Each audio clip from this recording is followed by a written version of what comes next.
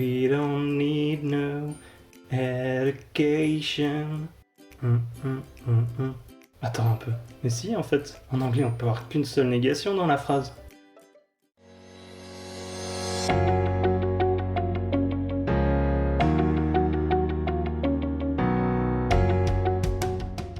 On peut organiser la négation en deux grandes catégories. D'un côté, celles qui utilisent l'auxiliaire suivi de not, et d'un autre, les formes qui n'utilisent pas not. Dans cette vidéo, je vous expliquerai la négation avec not, quand l'utiliser, comment il interagit avec l'auxiliaire, et je vous proposerai de vous entraîner. Une autre vidéo dédiée aux formes de négation qui n'utilisent pas not est disponible, en voici le lien. La règle générale est que l'on forme la négation en ajoutant not après un auxiliaire. Not est l'équivalent de ne pas. I am not going to the cinema. Je n'irai pas au cinéma. La phrase se construit avec le sujet I, suivi de l'auxiliaire être am, puis de la négation not, du verbe et du complément. On retrouve la même structure avec l'auxiliaire have. Par exemple, She has not been to France. Et aussi avec l'auxiliaire do, I do not like zucchinis. Il y a une exception. Not n'a pas besoin d'auxiliaire dans une phrase avec le verbe être. Dans ce cas-là, il s'ajoute directement après le verbe. Par exemple, I am not a good dancer. La phrase se construit avec le sujet I, puis le verbe am, puis la négation not. Il n'y a pas d'auxiliaire. Faire la différence entre le verbe être et l'auxiliaire être est extrêmement important. Mais pour la négation, il suffira de retenir qu'on ajoute not après be. C'est aussi simple que ça. Quand on débute, on construit souvent une phrase négative à partir d'une phrase affirmative. Quand il y a un auxiliaire dans la phrase affirmative, il suffit donc d'ajouter not après cet auxiliaire. Lauren has sold a car. Lauren has not sold her car. Par contre, lorsque la phrase affirmative n'a pas d'auxiliaire, on ajoutera toujours l'auxiliaire do avant le verbe. Par exemple, I like to run in the morning. I don't like to run in the morning. You read books every weekend. You don't read books every weekend. On remarque que c'est toujours l'auxiliaire do que l'on utilise. Dans toutes les phrases où il y a un auxiliaire, c'est l'auxiliaire que l'on conjugue, et pas le verbe. L'auxiliaire peut être vu comme un aimant à grammaire. Il attire à lui toujours la conjugaison du présent et du passé, ainsi que la négation, le not. Et il ne laisse rien pour le verbe qui se retrouve sous sa forme de base ou infinitive. Par exemple, en transformant la phrase « She goes to the swimming pool every Wednesday » en phrase négative, on devra premièrement ajouter l'auxiliaire do, puis il va attirer la grammaire, c'est-à-dire la conjugaison goes, do deviendra does, et enfin, la négation does deviendra doesn't. Puisque l'auxiliaire a pris la conjugaison, le verbe retrouve sa forme de base, go.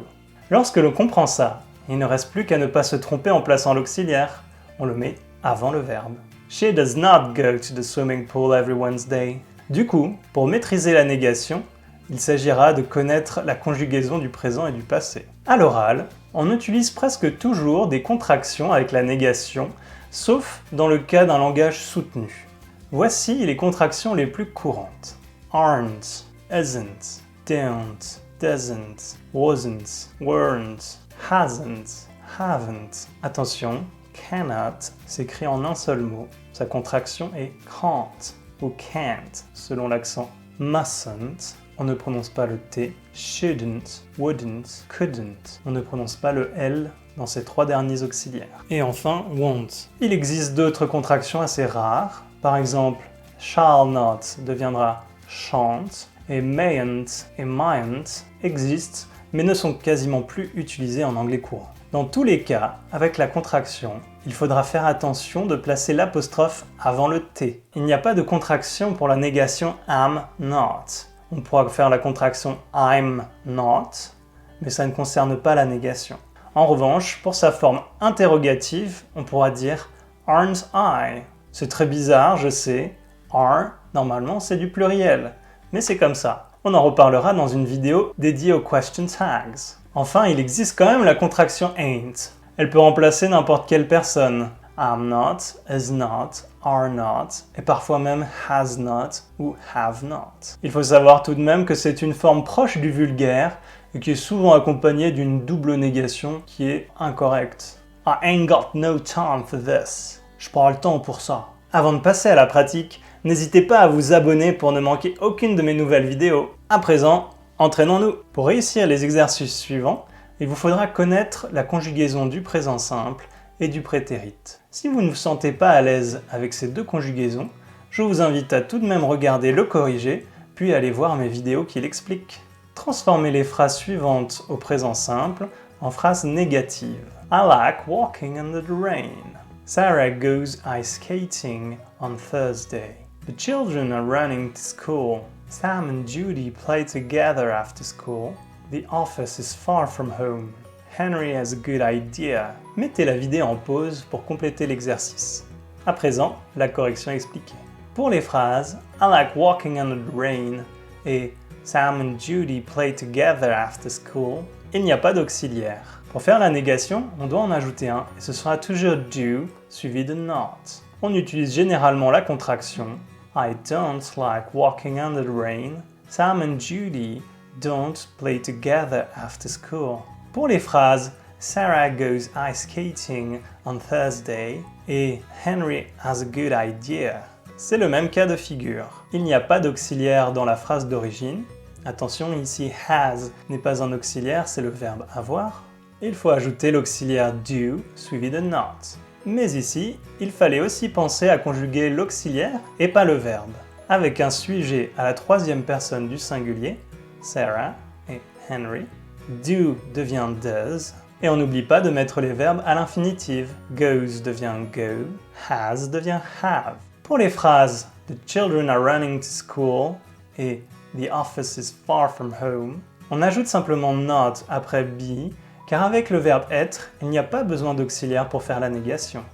À présent, transformez les phrases au prétérit suivantes en phrases négatives. He went to the museum last Saturday. Jude was working this morning. Julia played basketball in high school. Colin and David were good friends. The dog ate my snack. Regina drank too much yesterday. Mettez la vidéo en pause pour compléter l'exercice. À présent, la correction expliquée. Pour les phrases He went to the museum last Saturday. The dog ate my snack. Regina drank too much yesterday. La phrase d'origine n'a pas d'auxiliaire. On ajoute donc do. On se souvient que c'est l'auxiliaire qui se conjugue et non plus le verbe. Do devient did et il prend la négation. Didn't. On n'oublie pas de passer le verbe à sa forme de base ou infinitive. Went devient go, ate devient eat et drunk devient drink. Ici, il fallait connaître les verbes irréguliers. Pour les phrases Jude was working this morning et Colin and David were good friends, on ajoute simplement not après be, car le verbe être n'a pas besoin d'auxiliaire pour la négation. Pour la phrase Julia played basketball in high school, on ajoute do qui se conjugue et prend la négation. Didn't. Julia didn't play basketball in high school. On met le verbe sous sa forme infinitive, il n'y a qu'à enlever le ed. Pour maîtriser la négation, je vous invite à continuer à vous entraîner avec d'autres vidéos, mais aussi à regarder ma vidéo sur les formes négatives sans not. Si vous avez des questions, posez-les-moi en commentaire, j'ai hâte de les lire. Enfin, n'hésitez pas à vous abonner ou à partager cette vidéo avec des amis, ça m'encourage à continuer. À bientôt!